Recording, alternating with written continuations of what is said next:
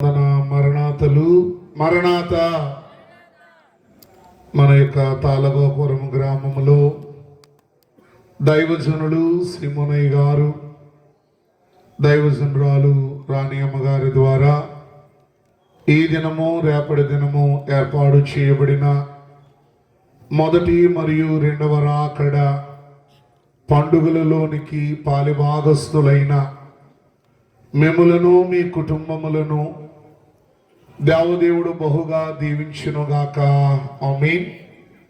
సహకారులుగా నిలిచిన రేణుక గారికి, సంఘ పెద్దలకు, సన్నిధి పరులకు, యవనస్తులకు, దైవజనుల యొక్క ఆహ్వానాన్ని మన్నించి అనేక ప్రాంతాల నుండి వచ్చిన పెద్దలైన వారికి, కుటుంబ సభ్యులకు, రక్త సంబంధికులకు, తోటి ఆత్మీయ క్రైస్తవ సహోదరులైన వారందరికీ మరొక మారు ప్రభునామమున మరణాత చిన్నవారమైన ఈ అవకాశము ప్రభువారి ద్వారా దైవజనులు మాకు ఈ యొక్క అవకాశం ఇచ్చారు కనుక కొద్ది నిమిషములు ఆసక్తి కలిగి దేవుని వాక్యాన్ని వినాలి అని మనం చేస్తూ ఉన్నాను. దేవుని వాక్యాన్ని ధ్యానము చేద్దాము. ప్రకటన గ్రంథము 22వ అధ్యాయము 12వ వచనము. ఇదిగో నేను త్వరగా వచ్చుచు ఉన్నాను. చిన్న ప్రార్థన. కృపానిధివైన తండ్రి, దయగలిగిన ప్రభువానికి స్తోత్రములు. ఎంత భారభరితమైన సువార్త కాడి జరిగిస్తూ ఉన్న దైవజనుల కుటుంబములను, సహకారులుగా నిలిచిన బిడలను మీరు దీవించుము. మీ వాక్యము నేర్చుకొనవలనని, ధ్యానించవలనని దేవా ఆశిస్తూ ఉన్నాము. మాతో మాట్లాడుము. ఈ రాత్రి కాలముని ఆత్మ కార్యము మా మధ్య జరిగించుము. మీ ఆత్మను మా మధ్యకు దించివేయము.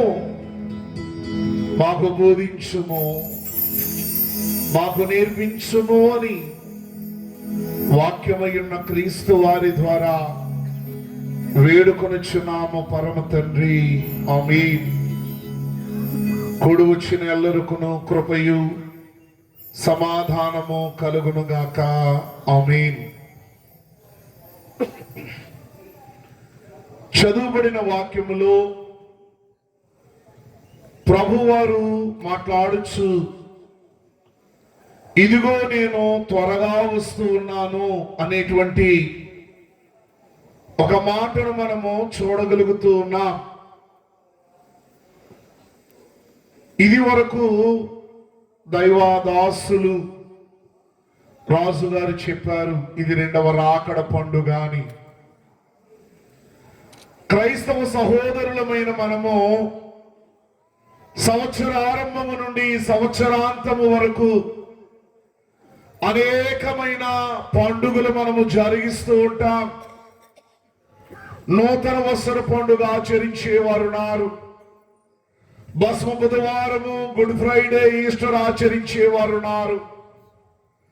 ఆరోహణ పండుగ, సర్వ పరిశుద్ధుల పండుగ, పస్కా పండుగ, పర్ణశాలల పండుగ, తైలాభిషేక పండుగ, క్రిస్మస్ పండుగ అని లోకములో ఉన్న అనేక మంది క్రైస్తవ సహోదరులు అనేకమైన పండుగలు ఆచరిస్తూ ఉన్నారు. ఆచరించే ప్రతి పండుగ జరిగిపోయిన దానిని బట్టి చేసే పండుగ. ప్రపంచములోనే జరగనయ్యున్న దానిని గూర్చి చేసే ఏకైక పండుగే ఈ యొక్క యేసుక్రీస్తు ప్రభు వారి యొక్క రెండవ రాకడ పండుగ. జరిగిన దానిని బట్టి కాదు, జరగనయ్యున్న దానిని బట్టి. యేసుక్రీస్తు ప్రభు వారు రెండవ రాకడలో సంఘమును ఎదుర్కొనుటకు, సంఘమును ఆయనతో కూడా తీసుకుని వెళ్ళడానికి ఆయన మన కొరకు వస్తూ ఉన్నారు అన్న ఆ తలంపును బట్టి, ఆ విశ్వాసమును బట్టి, ఆ నమ్మకమును బట్టి దేవుని యొక్క రెండవ రాకడ కొరకు ఎదురు చూస్తూ ఉన్న సంఘము, సిద్ధపడిన సంఘము ఉత్సాహ సునాదములతో చేసుకునే పండుగే రాకడ పండుగ. చాలా మందిలో ఒక సంశయము, సందేహము రావచ్చు. నవంబర్ నెల రాగానే మా దైవజనులైన వారు రాకడ పండుగ ప్రభు వస్తున్నారు, సిద్ధపడండి, పరిశుద్ధమైన జీవితాన్ని జీవించండి, దేవునికి ఇష్టము లేని ప్రతి విధమైన క్రియలను విడిచిపెట్టండి అని నవంబర్ నెల రాగానే దైవజనులు రాకడ పండుగ జరిగిస్తూ ఉన్నారు. మేము ప్రభువును నమ్ముకొని 2 సంవత్సరాలు, 5, 10, 15, 20 సంవత్సరాలు అవుతుంది.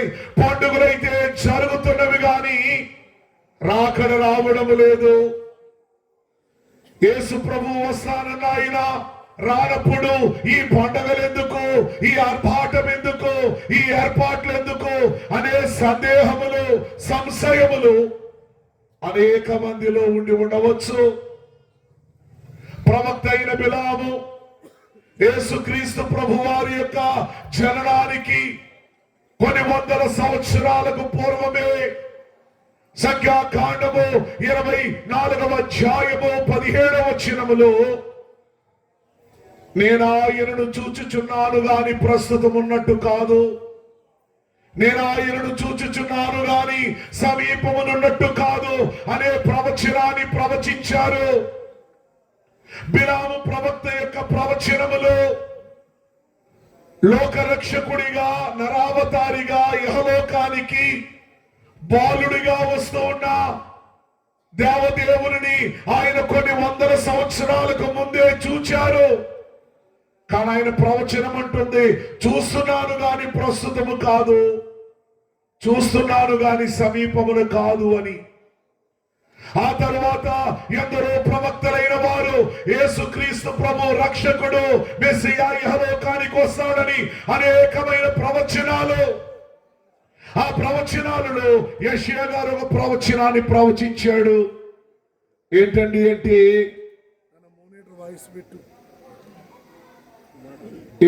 అంటే కన్యక గర్భవతి అయి కుమారుని కనును, అతనికి ఇమ్మానుయేలు అను పేరు పెట్టుదురు అనేటువంటి ఆ యొక్క ప్రవచనం యెషయా గారు ప్రవచించగానే ఇమీడియట్ గా ప్రభు వారు జన్మించలా. బైబిల్ గ్రంథము సెలవిస్తుంది, కాలము పరిపూర్ణమైనప్పుడు తండ్రి తన కుమారుని ఇహలోకమునకు పంపెను అని. ఎవరు నమ్మినా నమ్మకపోయినా, ఎవరు ఎన్ననుకున్నా ఏమనుకున్నా, ఎవరు అడ్డుపడినా, ఆటంకాలు సృష్టించినా, యేసుక్రీస్తు ప్రభు వారి యొక్క మొదటి రాకడను ఎవరు ఆపలేకపోయారు. రావలసిన సమయంలో ఆయన ఖచ్చితముగా వచ్చారు. అదే రీతిగా ఇదిగో నేను త్వరగా వస్తున్నానని చెప్పిన ప్రభువు ఆలస్యం వచ్చేమో గాని ఆయన ఖచ్చితముగా వచ్చువారయ్యున్నారు. భూమి మీద నరుల చెడుతనము విస్తరించింది అని దేవుడు నోవహు గారిని పిలిచి ఓడ కట్టమని చెప్పారు. 300 మూరల పొడుగు, 50 మూరల వెడల్పు, 30 మూరల ఎత్తు. నోవహు గారు ఓడను సిద్ధము చేయడానికి సుమారుగా 120 సంవత్సరాల కాలము పట్టింది. ఈ 120 సంవత్సరాలలో నోవహు గారు బోధించారు, ప్రజలారా మారు మనసు పొందండి, జల ప్రళయం రాబోతోంది, దేవుని యొక్క ఉగ్రత మనలను తాకబోతుంది అని ప్రకటించాడు ఆయన. దానికి ఆధారమే 2 పేతురు పత్రిక 2వ అధ్యాయము 5వ వచనము. కానీ నోవహు గారి యొక్క మాట ప్రజలైన వారు ఎవరు వినలేదు, నమ్మలేదు, లోబడలేదు, భయపడలేదు, మారలేదు. అందుచేతే మత్తయి గారు సువార్తలో రాశారు, మత్తయి సువార్త 24వ అధ్యాయము 38, 39 వచనాలలో జల ప్రళయము వచ్చే వరకు ప్రజలైన వారు తినుచు త్రాగుచు పెండ్లి చేసుకొనుచు పెండ్లికి ఇచ్చుకొనుచు ఇష్టానుసారముగా దైవ భయము లేని వారిగా వారు జీవించినప్పుడు జలప్రళయము వచ్చింది. అందరూ నాశనమైపోయారు. ప్రియ సంగమా, మీరు నమ్మినా నమ్మకున్నా ఆయన మొదటి రాకడ సత్యము, రెండవ రాకడ కూడా సత్యమై ఉన్నది.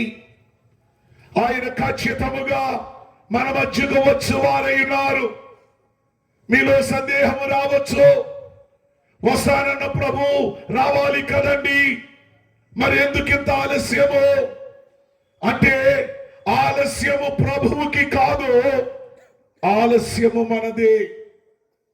2 పేతురు పత్రిక 3వ అధ్యాయము 9వ వచనములో భక్తులు రాశారు, కొందరు ఆలస్యమని ఎంచుకొనున్నట్లు ప్రభువు తన వాగ్దానమును గూర్చి ఆలస్యము చేయవాడు కాడు గాని ఎవరును నశింపవలనని ఇచ్చయింపక అందరును మారు మనసు పొందవలనని దీర్ఘశాంతము కలిగి ఉన్నారు. దేవుని ప్రియులారా, మానవులైన వారు నశించిపోవడము దేవునికి ఇష్టము లేదు. ఆయన రెండవ రాకడలో రావాలి అనుకుంటే ఈ 2000 సంవత్సరాలలో ఎప్పుడైనా రావచ్చు. కానీ చాలా మంది ఆయనను గూర్చి ఎరగని వారున్నారు, ఆయనను గూర్చి తెలుసుకోని వారున్నారు, అంగీకరించని వారున్నారు, ఆయన ప్రేమను గుర్తించలేని వారున్నారు. కొంతమంది క్రైస్తవులమని చెప్పుకొనుచు క్రీస్తుకు విరుద్ధమైనటువంటి జీవితమును జీవించేవారు అనేకులు ఉన్నారు. చాలా మంది అంటారు, నేను చాలా ఈగరగా వెయిట్ చేస్తున్నానండి, ప్రభు ఎప్పుడు వస్తారా, నేను ఎప్పుడు ఎగిరి వెళదామా అని నేను ఈగరగా వెయిట్ చేస్తున్నాను. ఇది మనం అనుకోవచ్చు, కానీ మనకంటే 10 ప్రభువు ఎదురు చూస్తున్నారు. నా సంఘం ఎప్పుడు సిద్ధపడుతుంది, నేను ఎప్పుడు వారిని కలుసుకోబోతున్నాను అని. ప్రియ సంఘమా, మీరు అనుకోవచ్చు, మారిన వారు మారరండి, మూర్ఖులు, మారిన వారి కోసమైనా ఆయన రావచ్చు కదా అని అనుకోవచ్చు.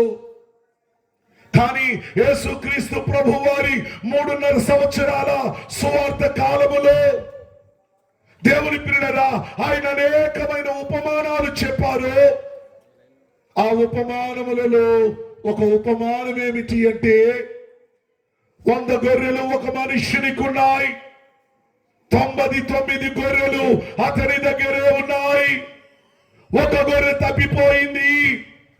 ఆ మనుష్యుడు, ఆ కాపరి 99 గొర్రెలను విడిచి తప్పిపోయిన గొర్రెను ఎలాగునైతే వెతుకుతున్నాడో, సృష్టిలో ఉన్న ఏ ఒక్కరూ నశించిపోవడము ఆయనకు ఇష్టము లేదు గనుక మనకు అవకాశములు ఇస్తూ ఉన్నారు. సిద్ధపడడానికి అవకాశము, తెలుసుకోవడానికి అవకాశము, మారు మనస్సు పొందడానికి అవకాశము. సాధారణముగా ఏదైనా కార్యక్రమాలకు బయటికి వెళ్ళాలి అంటే పురుషులైన వారు త్వరగా సిద్ధపడిపోయి వారి సతీమణిని అమ్మా అయిందా అని అడుగుతారు. ఇదిగో అయిపోతుంది, వంట అయిపోతుంది, సిద్ధపడిపోతాను. మరి కొంచెం సమయం అయ్యాక అయిపోయిందా, వంట దాకా అయిపోయింది, కొన్ని పాత్రలు ఉన్నాయి, శుద్ధి చేసేస్తున్నాను. అమ్మా అయ్యిందా, ఇదిగో స్నానానికి వెళుతున్నా. అమ్మా అయ్యిందా, వస్త్రాలు కట్టుకుంటున్నారు. అమ్మా అయ్యిందా, ఇదిగో తలదూకుంటున్నాను. అమ్మా అయ్యిందా, తాళాలు వేస్తున్నాను. రిమైండర్ అంటారు, అంటే గుర్తు చేయడము. భర్త భార్యకు గుర్తు చేస్తున్నాడు, మనము వెళ్ళవలసిన ప్రయాణం ఒకటి ఉంది, ఆలస్యం అవుతుంది, నీ పనులు త్వరగా నీవు ముగించుకున్నావా అని భర్త భార్యకి ఎలాగును గుర్తు చేస్తున్నారు. అలాగునే దేవుడు తన దైవజనుల ద్వారా ఈ రాకడ పండుగలు రిమైండర్స్ మీకు గుర్తు చేస్తూ ఉన్నాయి. దేవుని రాకడ రాబోతోంది. ప్రియ క్రైస్తవుడా, ప్రియ సహోదరి, సిద్ధపడు. కాలము బహు సమీపమై ఉన్నది. నేడే ప్రభు వస్తారేమో. నీవు సిద్ధపడితేనే గాని ఆయన రాకడలో నీవు ఆయన్ని ఎదుర్కొనలేవు. కనుక వాక్యము మనతో మాట్లాడుతుంది, ఇదిగో నేను త్వరగా వస్తూ ఉన్నాను. మరి సంఘం ఏమనాలట? చెప్పాలండి, త్వరగా రమ్మో ప్రభువా అనాలి. బంధువులైన వారు ఇంటి బయట ఉండి డోర్ నాక్ చేసినప్పుడు తలుపు తెరిచి వారిని చూసి వెళ్ళిపోతామా అండి? రండి రండి రండి, చాలా రోజుల తర్వాత వచ్చారు, చాలా సంతోషంగా ఉంది అని ఎంతో ప్రేమతో నవ్వుతూ ఇన్వైట్ చేస్తా. దైవజనులు దేవదాసయ్య సంఘానికి ఒక కొత్త ప్రార్థన నేర్పించారు. ప్రభువైనా యేసు రామను ప్రార్థన నేర్పుమో. ప్రభువా సభలకు మాత్రమే కాక ఇతర సభలకు మాత్రమే కాక ఇతర జనులకు కూడా ఇదియే ప్రార్థన. జనులకు కూడా ఇదియే ప్రార్థన. త్వరగా రాను నా యేసు, త్వరగానే రమ్మో తండ్రి. బలో యేసు మహారాజుకి, రాజుల రాజుకి, ప్రభువుల ప్రభువుకి, పెండ్లి కుమారుడుగా రానయ్యున్న యేసుకో జై. లేఖనమును గమనించినప్పుడు ఆయన వస్తూ ఉన్నారు. ఇప్పుడు సంఘము ఆయన కొరకు ఒకటి సిద్ధపడిన సంఘముగా, రెండవది ఎదుర్కొనే సంఘముగా ఉండాలి. ఆయన కొరకు ఆయన కోరుకున్నట్లుగా సిద్ధపడాలి. ఆయన వచ్చే వరకు ఏం చేయాలండి? ఎదురు చూడాలి. ఎలాగును సిద్ధపడాలి? దైవజనుడు దేవదాసయ్య, నా రూపలావణ్యములు నీ రూపలావణ్యములగును అన్నారు. ప్రభు ఎలా ఉండాలో మనము కూడా ఆయనలాగే ఉండాలి.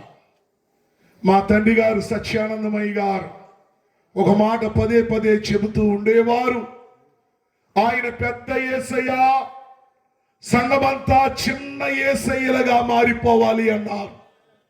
నా యేసయ్యలో ఏ గుణాలైతే ఉన్నాయో సంఘము ఆ గుణములు కలిగినదిగా ఉండిపోవాలి.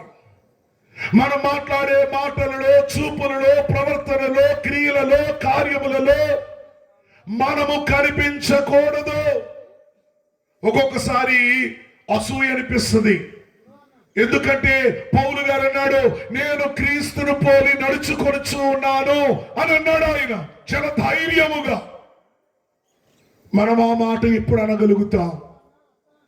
పౌలు గారే కాదండి, ఇదిగో నేను కూడా క్రీస్తును పోలి నడుచుకొనుచు ఉన్నాను, క్రీస్తు వలె ప్రేమిస్తున్నాను, క్రీస్తు వలె క్షమిస్తాను, క్రీస్తు వలె నేను జీవిస్తాను అని ఎంతమంది ఆ విధమైన ఆశ కలిగిన వారు ఉన్నారో. ఎప్పుడైనా సరే మన ఫంక్షన్లకు వెళ్ళినప్పుడు మన పిల్లలైన వారిని చూచి, అచ్చం మీలాగే ఉందండి మీ అమ్మాయి మీ అబ్బాయి అంటే సంతోషిస్తామా, బాధపడతామా? ఎంత మాట అన్నాడు, నాలాగున్నాడు ఈడు అని అంటామా? నా కొడుకండి రేపొద్దున ఇదంతా ఈడిదే అంటే మన బిడ్డను చూడగానే తెలియని ఒక గర్వం, సంతోషం, ఆనందం. అలాగనే పరలోకములో ఉన్న దేవదూతలకు, పరలోకములో ఉన్న సర్వ పరిశుద్ధులకు నా ప్రభు గర్వముగా చూపించాలి, ఇది నా సంఘము, విలువ పెట్టి కొనబడిన సంఘము, ప్రాణమనే వెల పెట్టి కొనబడిన సంఘము, నేను నా స్వరక్తం ఇచ్చి సంపాదించుకున్న సంఘం ఇది. చూడండి, మీరు నాలాగే ఉందని మన ప్రభువు పరలోకవాసులకు చూపించాలి. దేవునికి మహిమ కలుగునుగాక. ఆమేన్. దేవుని పిల్లల యెషయా గ్రంథము 64వ అధ్యాయము 8వ వచనాన్ని ధ్యానం చేద్దాం. యెషయా గ్రంథము 64వ అధ్యాయం 8. మేము చీకటమన్ను, నీవు మాకు కుమ్మరి వాడవు. మేము జిగటి మన్ను, నీవు మాకు కుమ్మరి వాడవు. మనము దేవుని చేతిలో జిగటమన్నుగా మారితే ఆయన కుమ్మరి వాడు గనుక ఆయన తనకు ఇష్టమైన పాత్రగా, కోరుకునే పాత్రగా, నచ్చిన పాత్రగా, మెచ్చిన పాత్రగా నిన్ను నన్ను మార్చుకునేవాడై ఉన్నాడు. దేవునికి స్తోత్రం. బంగారు బాబులు చాలా మంది ఉన్నారు. ఓ చిన్న ప్రశ్న, బంగారు తల్లులు, మీకు నచ్చినట్లుగా కూర వండితే ఇష్టమా? వారికి నచ్చిన కూర వండి మీకు పెట్టేస్తే ఇష్టమా? తప్పక తింటాం కానీ చెప్పాలండి. బంగారు బాబుల్ని ఇంప్రెస్ చేయాలంటే చాలా మంది బంగారు తల్లులు వారికి నచ్చినట్టు అలంకరించుకుంటారు, నచ్చిన భోజన పదార్థాలు సిద్ధపరుస్తారు. పరలోకము నుండి వచ్చే పెళ్లి కుమారుడైన నా యేసు క్రీస్తు ప్రభు వారికి నచ్చే పాత్రగా, కోరుకునే పాత్రగా, మెచ్చే పాత్రగా, ఇష్టపడే పాత్రగా ఓ ప్రియ సంగమా నీవు ఉండాలి అంటే ఆయన చేతిలో తయారయ్యే పాత్రగా మనము మారిపోవాలి. దేవునికి స్తోత్రం. ఈ రాత్రి కేవలము 3 పాత్రల గురించి మీతో ముచ్చరించిన సమయాన్ని ముగిస్తా. మరి మీరందరూ మంచులో ఉన్నారు, మాకేమో మేము నీళ్ళలో ఉన్నాం. నా పండుగలు అంతేలేండి, కనుక మిమ్మల్ని ఎక్కువసేపు ఇబ్బంది పెట్టను. మీరందరూ ఆసక్తి కలిగి దేవుని వాక్యాన్ని వింటున్నారు, అందుకు నా వందనములు. మరణాత. సంతోషం. దేవుని ప్రేరణ మొదటి పాత్ర అలంకరింపబడిన పాత్ర. ఏంటండి? అందరూ చెప్పాలి. అలంకరింపబడిన పాత్ర. ప్రియ సంగమా, అలంకరింపబడిన పాత్ర అంటే చాలా మంది అనుకోవచ్చు పెండ్లి కుమార్తె సంఘము యొక్క అనుభవమేమో అని చాలా మంది అనుకోవచ్చు. కానీ చాలా జాగ్రత్తగా గమనించండి. మనం షాప్స్ కు వెళ్ళినప్పుడు, షాపింగ్ మాల్స్ కు వెళ్ళినప్పుడు ఇంటిలో వినియోగించే పాత్రలు కొన్నింటిని కొంటాము, ఇంటిలో అలంకరించుకునే పాత్రలు కొన్నింటిని కొంటాము. స్త్రీలైన వారికి గదులు పెద్దగా ఉన్నవా లేదా అనే దానికంటే ఎన్ని అల్మారాలు ఉన్నాయి అనేది బాగా ఇష్టం. అవునా కాదమ్మా? అదంత మోడల్గా ఉంది. తెలియని విషయమో అమాయకత్వమో తెలియదు. ఎన్ని మోడల్స్ వస్తే అంత దుమ్ము పట్టుద్ది, మీకే ప్రయాస. కానీ ఇంటి రూమ్ సైజు కంటే మనకేం కావాలి? అల్మారాలు మోడల్గా అందంగా ఉండాలి. చాలా పాత్రలు తీసుకొచ్చి ఎక్కడ పెడతాము అంటే ఆ షోకేసులో పెడతాం. కొన్ని పాత్రలు ఇంటిలో ఉంచుతాం. షోకేసుల్లో పెట్టబడిన పాత్రలు కేవలము చూడడానికే కానీ వాడడానికి పనికిరావు. దేవుని ప్రియ స్నేహితులారా, నేటి కాల క్రైస్తవ సంఘాలు ఎలాగూ ఉంటున్నాయండి అంటే పేరుకే క్రైస్తవులుగా ఉంటూ ఉన్నారు, కానీ వారిలో నిజ క్రైస్తవ్యము సన్నగిల్లిపోతుంది. నా వయసు వారు, నాకంటే కొంచెం పెద్ద వయసు ఉన్నవారు, వారి అనుభవాలు చెప్తే నాకు చాలా ఇష్టమండి వినడానికి. మా అమ్మగారు ఉండేవారండి, మా మామగారు ఉండేవారండి, వారి ప్రార్థనలే ఈరోజు మేము ఇలా ఉన్నామండి. వారి మోకాళ్ళ అనుభవం అండి, వారి దర్శనాలండి, వారి దాతృత్వం అండి అని పూర్వీకుల గురించి పదే పదే స్మరణ చేసుకుంటే వినడానికి చాలా గర్వంగా, ఆనందంగా, సంతోషంగా ఉంటుంది. ప్రియ స్నేహితులరా, పేరుకు క్రైస్తవులమైతే కాదు, బ్రతుకులో కూడా క్రైస్తవులుగానే జీవించాలి. బైబిల్ గ్రంథం అంటుంది, మత్తయి సువార్త 23వ అధ్యాయము 25వ వచనములో, వేషధారులైన శాస్త్రులారా, పరిసయ్యులారా, మీరు గిన్నెయు పల్లెమును వెలుపట శుద్ధి చేసుకొందురు గాని అవి లోపల దోపుతోనూ అతిథేంద్రముతోనూ నింపబడి ఉన్నవి. పాత్రలు ఎక్కడ కడగాలండి? ఇన్ అండ్ అవుట్, బయట మరియు లోపల. భక్తులైన వారు అన్నారు, ఆత్మశుద్ధి లేని ఆచారాలు ఎందుకు అని అన్నారు. దేవుని ప్రియ స్నేహితులారా, దేహశుద్ధి, వస్త్రశుద్ధి, వస్తు శుద్ధి ఉంటే కాదండి, హృదయ శుద్ధి చాలా అవసరము.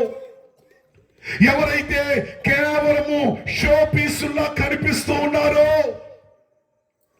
అలంకరింపబడితే కాదండి, ఆకర్షించే వారిగా కాదండి, వాడబడే పాత్రలుగా ఉండాలి. దేవునికి స్తోత్రం, హల్లెలూయా. ప్రియులారా, మత్తయి సువార్త 23వ అధ్యాయము 27వ వచనములో, మీరు సున్నము కొట్టిన సమాధులను పోలి ఉన్నారు. అవి వెలుపల శృంగారముగా అగపడును గాని లోపల చచ్చిన వారి ఎముకలతోనూ సమస్త కల్మషముతోనూ నిండి ఉన్నది. మీలో చాలా మంది ఏలూరు నిత్యం వెళ్ళి వస్తూ ఉంటారు. తంగిలమూడి దగ్గర సమాధుల దొడ్డి ఉంటుందండి. ఈస్టర్ పండుగ వచ్చినప్పుడు, గతంలో నేను ఈ ప్రాంతానికి వచ్చిన కొత్తలో బయట గోడకు లైటింగ్ వేసేవారండి. ఈ మధ్య కాలంలో ఎక్కువ గమనిస్తే సమాధులు చుట్టూతా ఏమేస్తున్నారు, లైటింగ్ వేసి సమాధిలో ఒక ఫోటో, సమాధితో వీళ్ళతో ఒక ఫోటో. ఏంట్రా అంటే, మా ఊళ్ళు సమాధి వెలిగిపోతుంది. మీరు ఏషియన్ పెయింట్ వేసినా, రాయల్ పెయింట్స్ వేయించినా, టైల్స్ వేయించినా, మార్బుల్స్ వేయించినా, లోపల ఉన్నది కుళ్ళే. ఎవరి సమాధిలోనైనా సరే బయట అందంగా ఉండొచ్చు. దేవుడుకు నచ్చేవారు, దేవుడు మెచ్చేవారు, దేవుడు కోరుకున్నవారు బహిరంగ అలంకారము కలిగిన వారు కారు. ఆయన అంటాడు మొదటి సమూయేలులో, మనుషులు పై రూపాన్ని మాత్రమే చూస్తారు, యెహోవా హృదయాంతరంగములను లక్ష్య పెట్టు దేవుడు అని అంటాడు ఆయన. ప్రియ సంగమా, ఆలోచన చేయండి.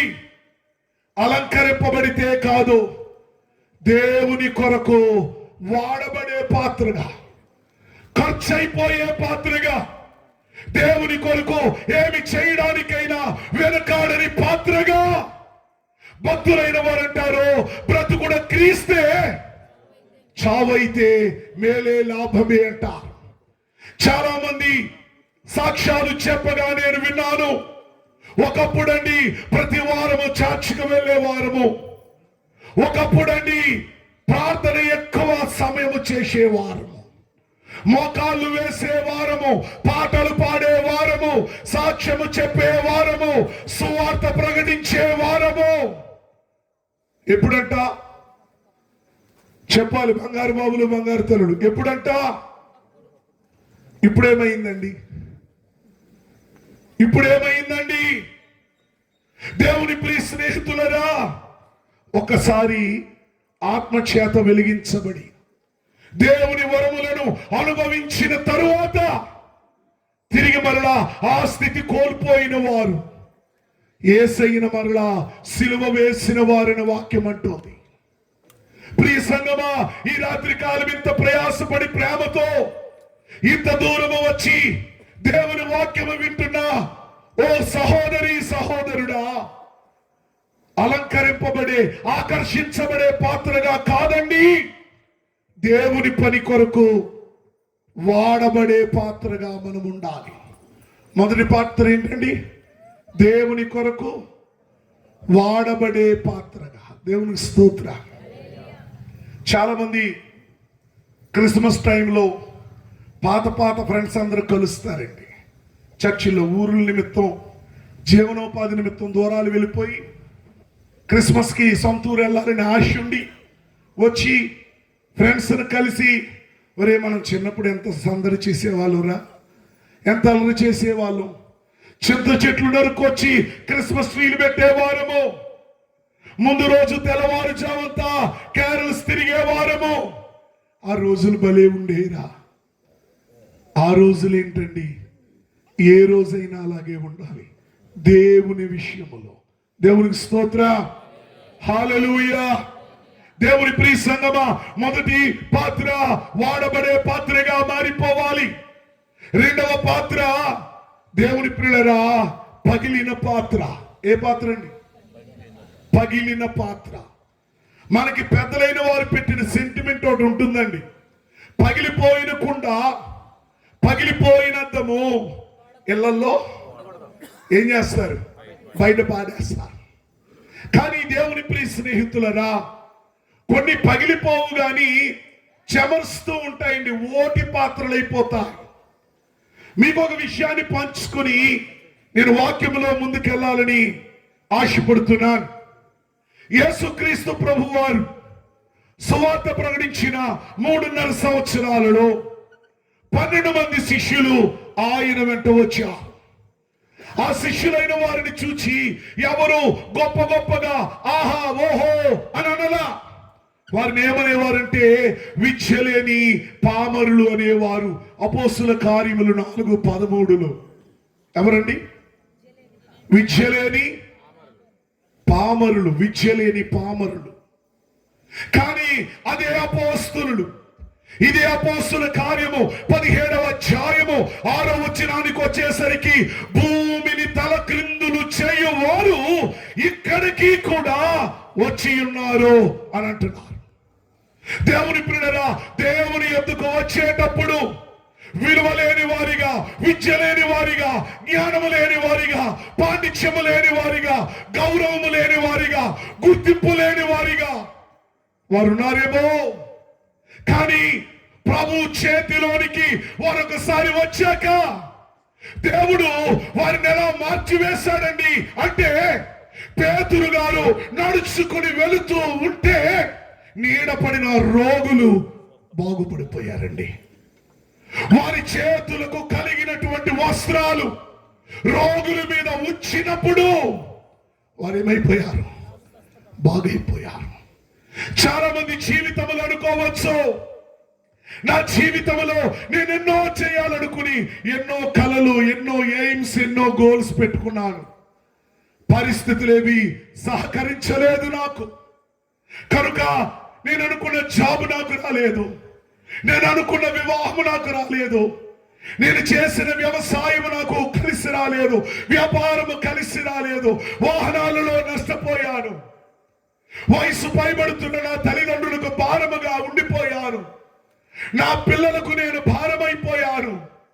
బ్రతికి ఉన్నానంతే, కానీ భారముగా ఉన్నాను. అంటే ఓటి పాత్రలుగా మారిపోయాను.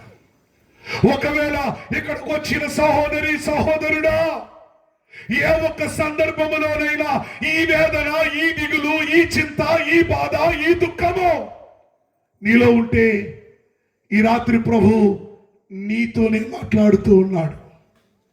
ఈ రాకడ పండుగలోనికి ఒకవేళ ఓటి పాత్రలుగానే వచ్చామేమో, కానీ నా దేవుడు గట్టి పాత్రలుగా మార్చువాడయ్యున్నాడు. దేవునికి స్తోత్రం. మూలన పెట్టి వేసిన పాత్రగా ఉన్నానేమో, కానీ వినియోగించబడి వాడబడే పాత్రగా నా దేవుడు ఈ దినాన మనల్ని మార్చువాడయ్యున్నాడు.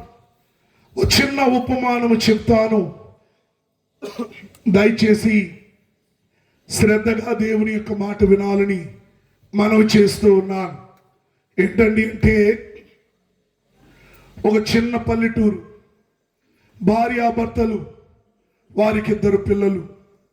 భర్త భార్యకు చెప్పకుండా చాలా అప్పులు చేసేశాడు.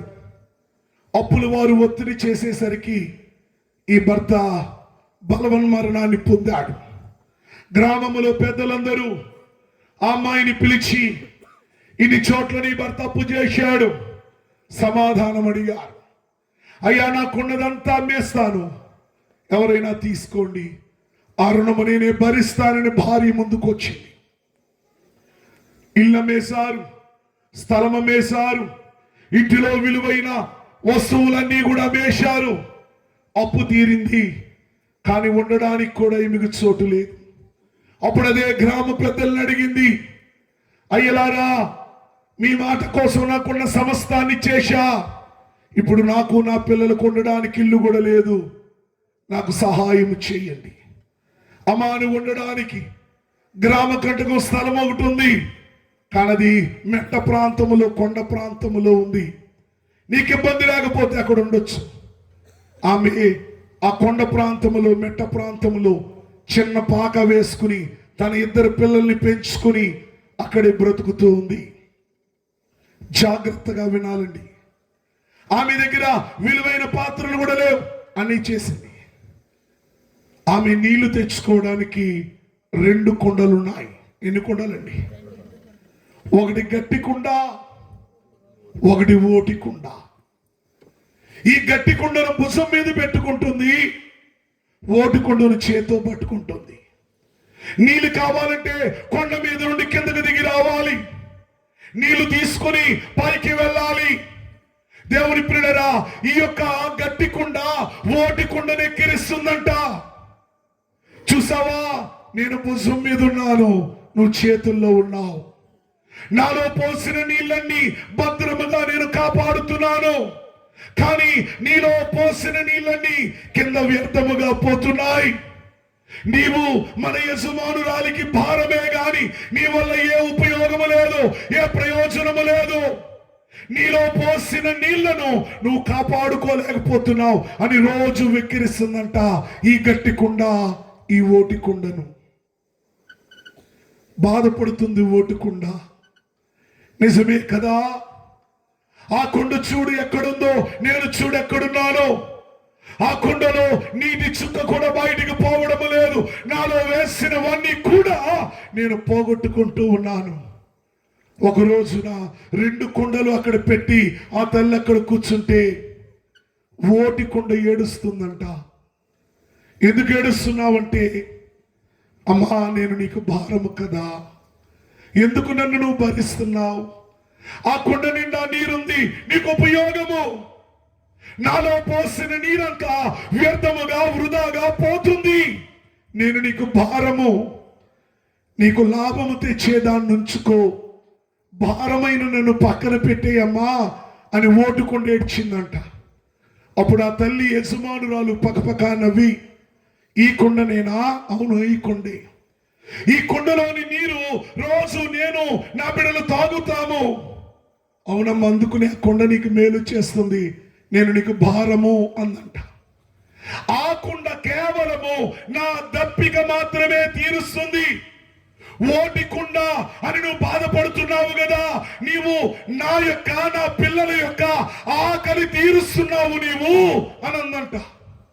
ఓటి కుండనమ్మా, నేనెలా నీ ఆకలి తీర్చగలను? నా వల్ల ఏమవుతుంది? ఏ ఉపయోగము లేదు కదా అని అన్నప్పుడు, దేవుని ప్రియ స్నేహితులరా, అప్పుడు ఆ యొక్క తల్లి అంటుందంట, నేను పైకి నీరు చేరవేస్తున్నప్పుడు నీలో లోపాన్ని నేను గుర్తించాను. నీలో వేసిన నీళ్లు ఎక్కువ సమయం నిలవని నేను గ్రహించాను. కనుక నేనేం చేశానంటే, నువ్వు ఎటువైపు ఉంటావో అటువైపు విత్తనాలు నేను వేశాను. పువ్వుల విత్తనాలు వేశాను, ఆకుకూరల విత్తనాలు వేశాను, కూరగాయల విత్తనాలు వేశాను. విత్తనము మాత్రమే నేను వేశాను. నీరు పోసింది నీవు, పెరగడానికి కారణము నీవు, పుష్పించడానికి కారణము నీవు, ఫలించడానికి కారణము నీవు. అందరూ నిన్ను ఓటికుండా, పనికిరానికుండా అని అనొచ్చు, కానీ నువ్వే లేకపోతే ఈ రోజున నేను నా బిడ్డలు బ్రతికి ఉండే వారము కాము అని చెప్పిందంట.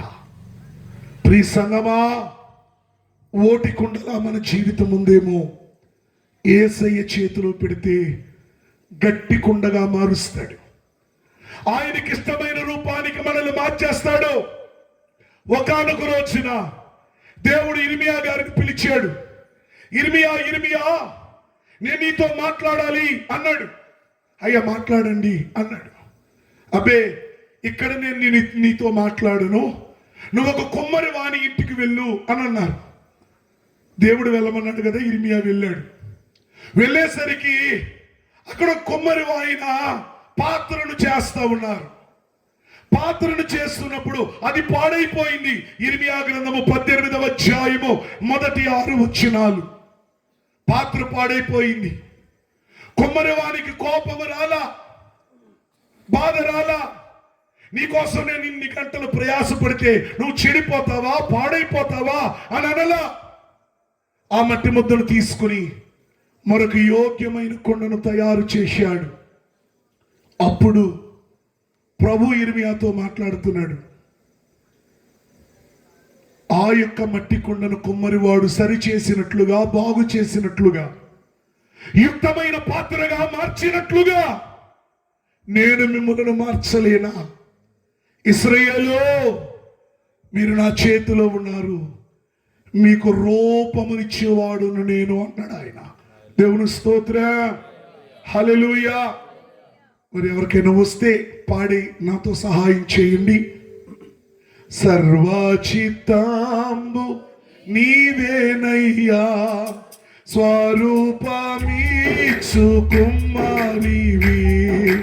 సర్వచిత్తాంబు నీవేనయ్యా, స్వరూపమీక్షు కుమారివి.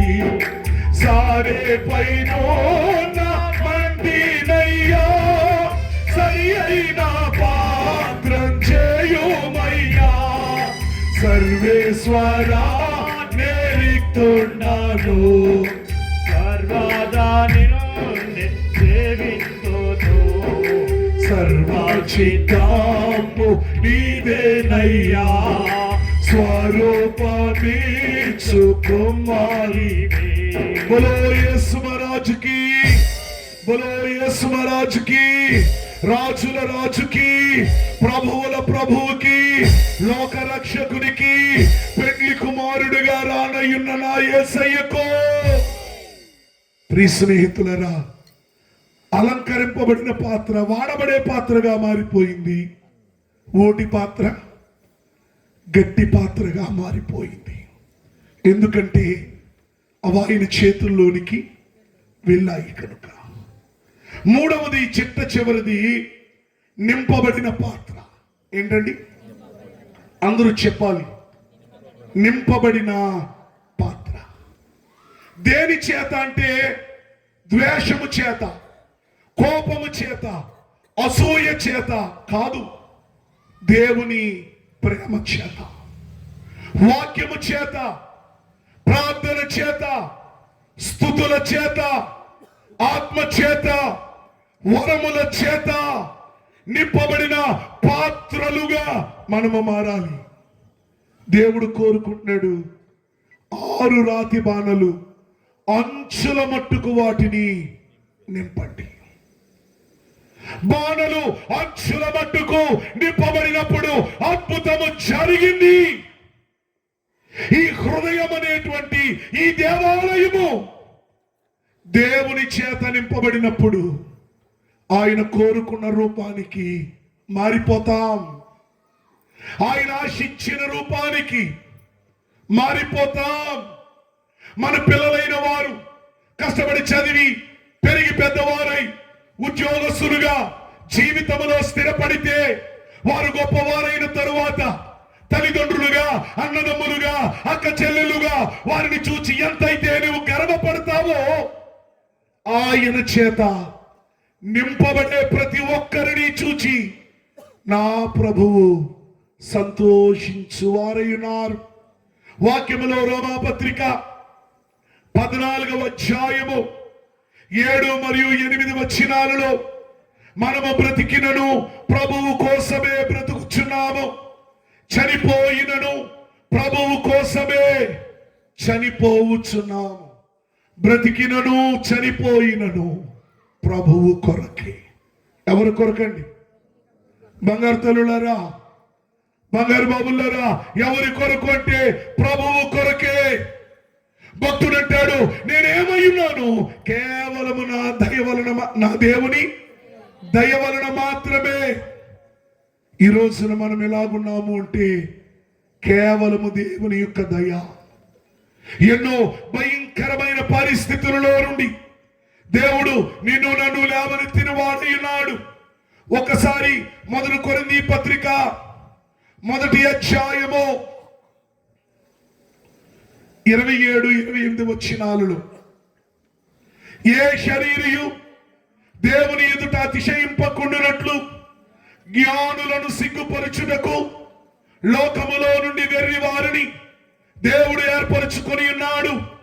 బలవంతులైన వారిని సిగ్గుపరచుటకు లోకములో బలహీనులైన వారిని దేవుడు ఏర్పరచుకొని ఉన్నాడు. ఎన్నికైన వారిని వ్యర్థము చేయుటకు లోకములో నీచులైన వారిని, తృణీకరింపబడిన వారిని, ఎన్నిక లేని వారిని దేవుడు ఏర్పరచుకొని ఉన్నాడు. దేవుడికి గనుల అవసరము లేదు, దేవునికి జ్ఞానుల అవసరము లేదు, దేవునికి బలవంతుల అవసరము లేదు. ఒక బలవంతుడు విర్రవీగాడు, నన్ను ఓడించగలిగిన వాడు ఒక్కడున్నాడా అని.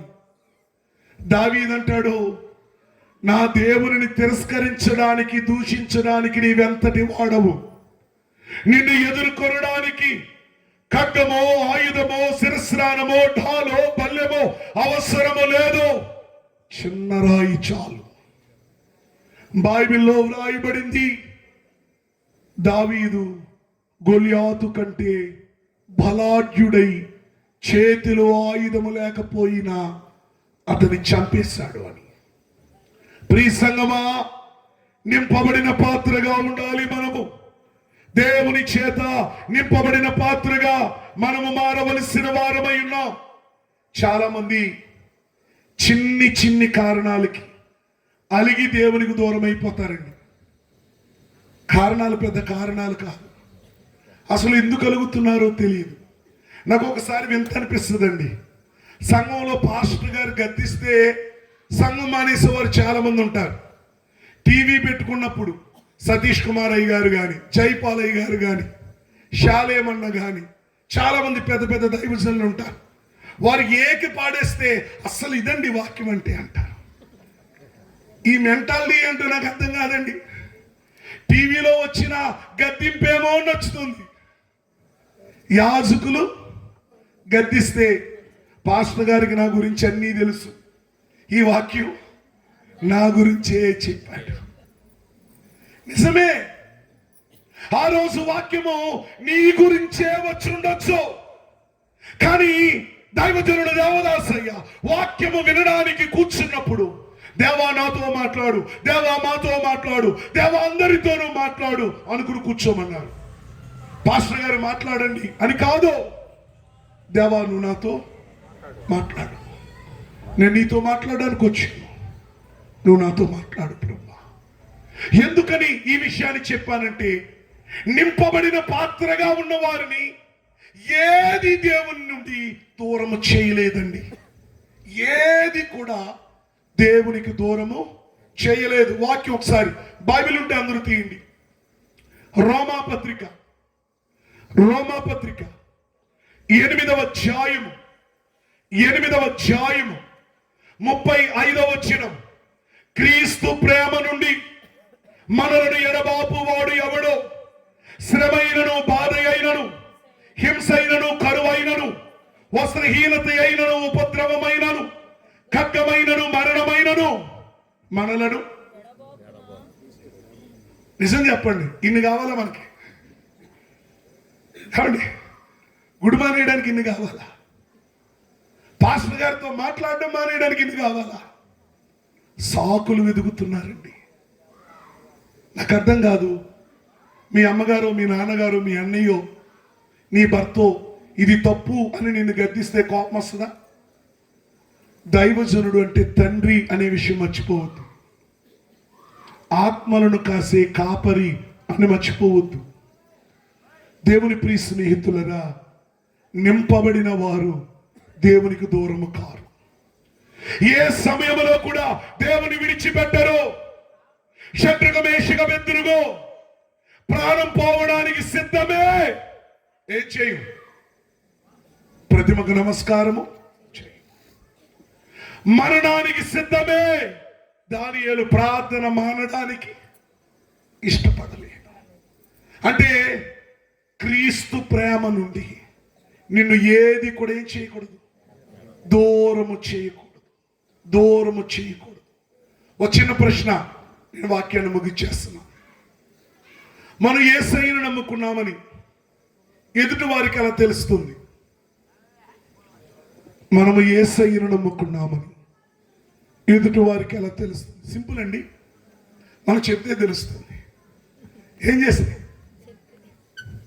సండే ఈరోజు పార్టీ పెట్టాను అంటే, సారీ రా నేను సండే చర్చికి వెళ్ళాలి ఏమనుకోవద్దు అంటామా?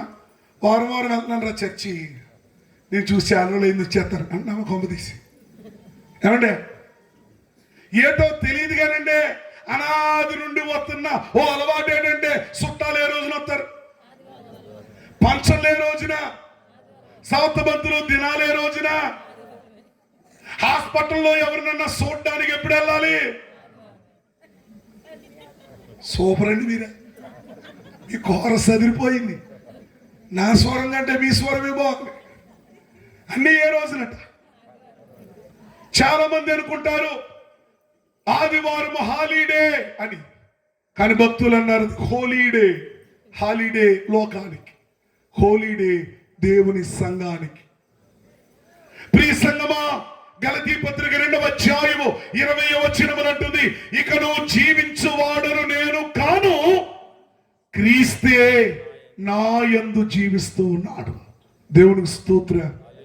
బలు యేసు మహారాజుకి ఎవరు జీవిస్తున్నారట చెప్పాలండి. చాలా మంది మనం అప్పులు తెచ్చుకుంటాం అందరి దగ్గర.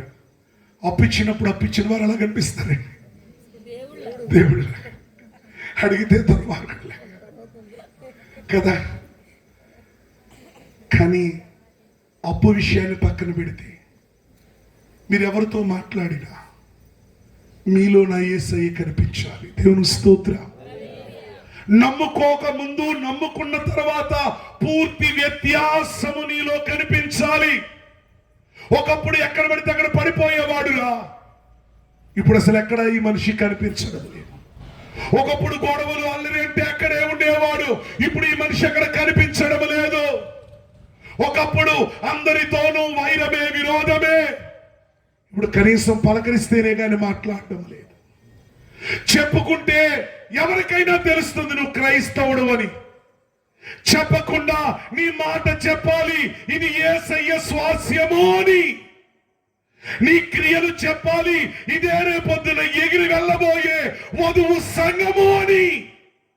నీ ప్రవర్తన చెప్పాలి, ఇటువంటి వారి కోసమే నా యేసయ్య శిలువ శ్రమను చాలా అలవాకగా అంగీకరించేశాడు అని. అప్పుడు కదా దేవునికి మహిమ, అప్పుడు కదా నా దేవునికి సంతోషము. ఆయన వస్తున్నాడు, సిద్ధపడదాం. ఆయన వస్తున్నాడు, ఎదురు చూద్దాం.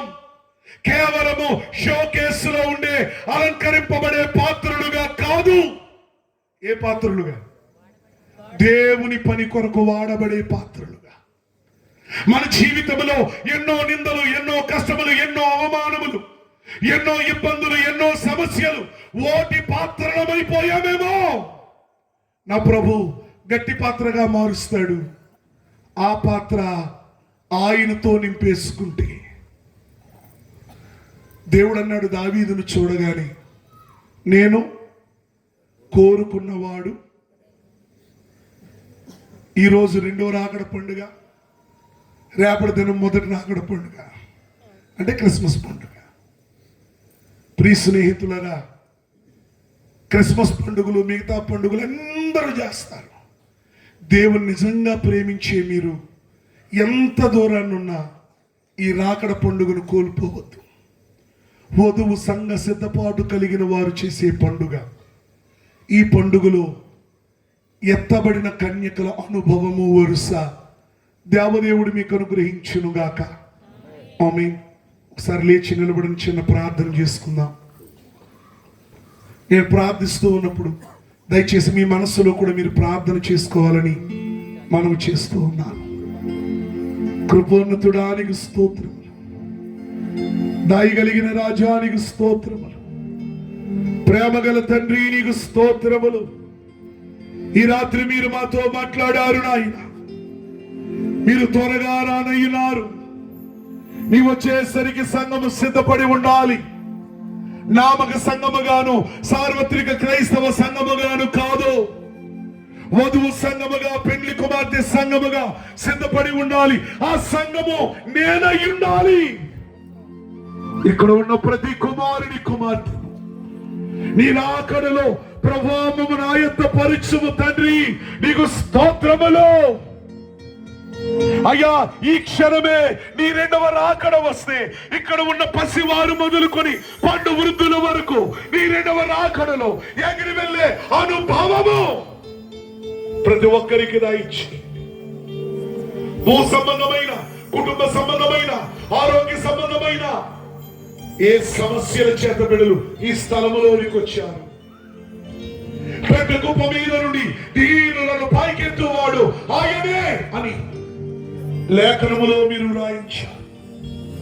ఈ రాత్రి కాలము ఈ సభ మా జీవితంలో ఒక దీవెనకరమైన సభగా, ఈ వాక్యము మా జీవితంలో ఆలోచింపజేసే సభగా, ఆశీర్వాదకరమైన సభగా, వాక్యముగా మీరు మార్చండి తండ్రి. నీకు స్తోత్రాలు. ఇంత భారాన్ని భరిస్తున్న దైవజనుల కుటుంబం, సహకారులుగా నిలిచిన సన్నిధి పరులు, సంఘ పెద్దలు, సహకారులు, అలాగే రేణుక గారు, అధ్యక్షులుగా నిలిచిన రాజు గారు, నాతోటి దైవజనులు, ఎక్కడెక్కడో దూర ప్రాంతాల నుండి ఈ కార్యక్రమం కొరకు వచ్చిన వారు, ప్రతి ఒక్కరిని మీ ఆత్మ చేత నింపబడండి. ఖాళీగా ఉన్నాయేమో ఈ పాత్రలు నింపండి ప్రభువా. నీ ప్రేమ చేత, నీ ఆత్మ చేత, నీ వరముల చేత నింపండి. నీకు స్తోత్రములు. నువ్వు కోరుకునేటువంటి రూపానికి, మీరు కోరుకున్న స్థితికి మేమందరము వచ్చి నిన్ను ఎదుర్కొనే భాగ్యం దయచేయమని క్రీస్తు వారి ద్వారా వేడుకొనుచున్నాం పరమ తండ్రి. ఆమేన్. బోలో క్రీస్తు మహారాజ్ కి, రాజుల రాజుకి, ప్రభువుల ప్రభువుకి, పెళ్లి కుమారుడిగా వచ్చిన యేసు క్రీస్తు ప్రభువుకి మరణాత.